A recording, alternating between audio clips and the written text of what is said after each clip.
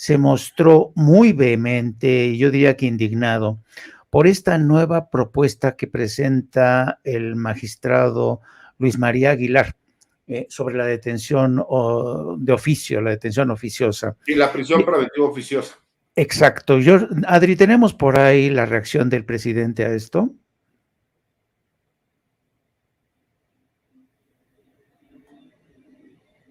¿Se está moviendo la cámara o está temblando? No, la cámara. Okay. A ver, déjame ver que Adri localice. Fíjate que incluso ahorita estuve en una entrevista con Canal 21, donde estábamos hablando precisamente de ese tema, ¿no? De la prisión preventiva oficiosa y esta nueva propuesta del ministro Aguilar, ¿no? Entonces, ¿Qué te parece? ¿Qué te parece? Mira, el problema no es la propuesta como tal, el problema es la prisión preventiva es una medida cautelar. Eso todos lo entendemos. La prisión preventiva no va a desaparecer. Lo que quieren, y hay que ser muy claros, quieren ir en contra de lo que dice el artículo 19 constitucional. El artículo 19 constitucional nos da un catálogo de delitos, el cual ese catálogo de delitos nos menciona cuáles se consideran delitos graves y por los cuales se tiene que determinar prisión preventiva oficiosa, o sea, obligatoria de oficio, ¿no? Y ahí no puede emitir una opinión el juez y la fiscalía tiene que hacer la imputación y la persona que es imputada por ese delito de forma automática tendrá que tener la medida cautelar de prisión. Y ellos lo que manifiestan, o la propuesta del ministro lo que manifiesta es que el juez tendría que determinar cuáles son los elementos que ofrece la fiscalía para que también las fiscalías hagan su trabajo y no nada más hagan imputaciones porque sí, en donde demuestre que efectivamente existe un mínimo probatorio de datos y medios de prueba, ¿no? Las famosas pruebas, pero ahora con el nuevo sistema, en la parte técnica de cómo se le denomina, para ver si hay elementos y que esta persona realmente necesite pasar la medida cautelar de prisión preventiva. Porque se supone que la prisión preventiva tendría que ser la última opción que tiene un juzgador, porque toda aquella persona que no ponga, que no esté en riesgo que se presente, pues no tendría por qué tener esta medida cautelar. Obviamente, pues hay determinado tipo de delitos y de delincuentes, ¿no? Como delincuencia organizada, el agresor sexual, el violador, etcétera, etcétera, etcétera, ¿no? En donde pues las víctimas pueden estar en riesgo y por supuesto que se justifica esa parte. ¿Cuál es la problemática, mi querido Jaime? Que desafortunadamente en México la corrupción es muy grande. Yo lo he explicado. Yo creo que el 75% de los jueces que hay en este país son honestos, pero digo por experiencia de trabajo. El problema es que hay un 25%, que es la cuarta parte, que sí se presta a lo mejor para ser corruptos. Y tenemos muchas deficiencias en las fiscalías. Entonces, el hecho de que la fiscalía sea mala para hacer una imputación y el juez pueda ser corrupto, pues nos da como resultado impunidad. Y ese es el problema que tiene y el miedo que tiene el gobierno federal, porque el anterior proyecto que hizo el ministro, el problema es que él quería opinar sobre lo que dice el artículo 19 constitucional, decir que no tendría que ser la prisión preventiva de oficio y que tendría que ser siempre justificada porque un juez es el que la tendría que determinar. Y obviamente los demás ministros estuvieron de acuerdo que la prisión preventiva oficiosa es violatoria de derechos humanos, pero el Poder Judicial no tiene atribuciones de legislación, o sea, ellos no pueden legislar sobre las leyes, no pueden decir y cambiar un artículo de la Constitución. ¿Por qué? Porque recordemos que esto viene a consecuencia de una controversia constitucional que en su momento realiza la Comisión Nacional de Derechos Humanos y un grupo de senadores por ahí del año 2019, para que nuestro auditorio más o menos pueda ubicar. Entonces va en ese sentido de que ahora quieren atacar el artículo 167 del Código Nacional de Procedimientos Penales. ¿Por qué? Porque lo que quieren es que algunos delitos que ellos no ven como graves, ¿no? Como lo decía el presidente en las mañaneras, como esa evasión fiscal de los factureros, pues no sea considerada como grave, que no haya necesidad de que vayan a la prisión preventiva de forma automática y que a lo mejor por medio de una garantía económica ellos puedan seguir el proceso. Esa es la parte que están buscando por medio de este proyecto y es lo que el presidente de alguna forma pues está criticando, ¿no? Para que la gente nos pueda entender. Vamos a escuchar, querido César, la reacción del presidente para ver si está justificada esta indignación del Ejecutivo. Secretaria y los subsecretarios, si nos pudiera dar una postura sobre este nuevo proyecto del ministro Luis María Aguilar respecto a la prisión preventiva oficiosa y que no sea automática, sino que se revise caso por caso. Pues yo no estoy de acuerdo con eso. Desde luego somos respetuosos de lo que decida la Suprema Corte, pero miren lo que están proponiendo, que los factureros puedan salir de la cárcel. ¿Quieren impunidad para los factureros? ¿Sí? No, pero no le hace. No le hace. O sea, ¿cómo? O sea,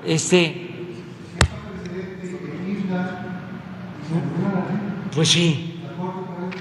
La Corte otra vez. Sí. Pero además, de veras, es vergonzoso. ¿Cómo proteger a delincuentes nada más porque son potentados o de cuello blanco? ¿Qué no tienen otras cosas que hacer? ¿Qué no hace falta que haya justicia para el pobre? ¿Por qué solo están dedicados a proteger a los potentados y además corruptos? Nos costó muchísimo el que se tipificara como delito este tipo de defraudación fiscal. Era vergonzoso lo que sucedía, si hasta han quedado sin castigo quienes se dedicaban a promover la evasión fiscal, despachos fiscales con facturas falsas, haciendo transacciones millonarias, ofreciendo, tú tienes que pagar tanto a la hacienda pública, tienes que pagar 100 millones, pero si me das 1 millón, yo me encargo con facturas falsas de que no pagues. Y eso es lo que quieren ahora, que aceptemos. Y lo envuelven, ¿no?, en el lenguaje leguleyo de decir no a la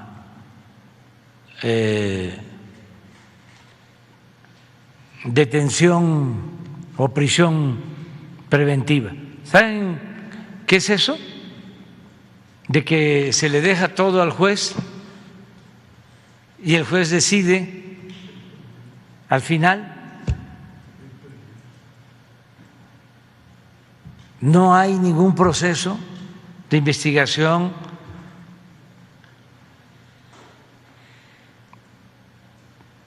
Qué bien que me tocaste ese tema, porque hasta me sorprendí cuando me lo dijeron. Pues ahí tienes, César, lo que tú decías. Puede ser que una inmensa mayoría de jueces sean honestos, pero siempre hay un porcentaje que se convierte en un resquicio, que siempre va a aprovechar quien tenga más recursos, mejores abogados, y generalmente los que tienen más recursos y más abogados, pues son los machuchones, como dice el Pero presidente. fíjate, Jaime, lo más curioso es lo que yo les decía, se supone que los jueces te tocan por turno, ¿no? Llega tu asunto y el juez que le corresponde al siguiente, haz de cuenta, es al que le toca. Y curiosamente, cuando están buscando jueces de consigna, siempre les toca a los mismos jueces, ¿no? O sea, aquellos que sí son corruptos y que sí le entran a hacer negocio y todo lo demás, son los que les tocan ese tipo de asuntos. Y yo no creo en las coincidencias, ¿no? Yo te voy a ser muy honesto, Jaime. Yo no estoy de acuerdo en la prisión preventiva oficiosa como tal. Sí. Por la cuestión, porque desafortunadamente he visto a muchísimas personas inocentes que tienen que llevar sus procesos en prisión y que después de 1 o 2 años, aunque este sistema supone que no es así, pero como uno tiene que tratar de fomentar, llevar los datos de prueba y los medios de prueba para desahogarlos, puedes demostrar la inocencia de tu representado o de tu cliente. Y entonces salen con un, ay, usted disculpe, ¿no? Desafortunadamente. ¿Cuál es el problema de las leyes y por qué es tan importante que no exista corrupción? Porque es como las leyes de lavado de dinero. Los grupos criminales, ellos de todas maneras lavan en escala internacional miles de millones de pesos y de dólares, pero la gente como nosotros, que un día se nos ocurrió vender nuestro carro, ir a depositarlo en efectivo, porque te dieron más de 100,000 pesos, entonces ya nos metimos en una bronca porque depositamos 100,000 pesos en efectivo, ¿no? Es lo que yo le explicaba. Las leyes deberían de ser parejas. Entiendo la molestia del señor presidente, porque yo lo he visto y lo he vivido, ¿no? Como se lo he dicho a mucha gente. Todos hemos conocido a alguien que empezó vendiendo facturas y ahora tiene casa en el extranjero y es multimillonario y no hace nada. Dices, oye, mi cabrón, pues le está robando y me está robando a mí, porque al tú vender facturas para que no paguen impuestos, pues a los que sí pagamos impuestos nos está robando porque nosotros sí cumplimos con nuestras obligaciones. Y entiendo al señor presidente, ¿cuál es el problema de nuestro sistema? Pues que de repente terminan pagando muchos justos por pecadores, ¿no? Y los que sí son unos corruptos son los que se benefician de este tipo de beneficios y la gente de a pie no se podría beneficiar porque entonces necesita que un abogado lo haga valer, porque desafortunadamente la defensoría de oficio está rebasada, tienen muchísimo más asuntos de los que pueden defender, los mismos fiscales lo hacen como una cuestión de trabajo, no les interesa saber si son inocentes o no, porque desafortunadamente por medio de circulares les quitan todas las atribuciones que tienen y tú tienes que acusar a fuerzas y aunque veas que no hay un delito, tú ahí ves cómo le haces, pero se lo terminas imputando. Y esa es la realidad de nuestro país, desafortunadamente, mi querido Jaime. Fíjate que es interesante todo, y a mí me encanta platicar contigo de este tema, es porque, pues claro, tú eres un abogado, ¿no? Eres un experto en el tema, pero yo también coincido porque muchas veces este tipo de temas, en un mundo ideal, pues claro, en un mundo ideal sería fascinante que todos los magistrados fueran honestos, que se respetaran las leyes tal cual, ¿no? Pero desafortunadamente no vivimos en un mundo ideal, ¿no? Y claro, muchas veces pagamos justos por pecadores, como tú bien dices, porque tenemos un sistema legal excesivamente punitivo, ¿no? Punitivo que a todos, de repente todos nos convertimos en sospechosos habituales, ¿no? Si, como tú dices, vendes un automóvil, te dieron 100,000, lo depositas, pues, ¿de dónde salió esto? ¿No? A ver, señor, usted está lavando dinero, ¿qué pasa? Y a mí me pasaba mucho tiempo, querido César, que cuando yo vivía en el extranjero, cuando era corresponsal y tenía que mandar dinero para México, a veces me veía obligado a mandar para pagar mis impuestos y mandaba gran cantidad de dólares.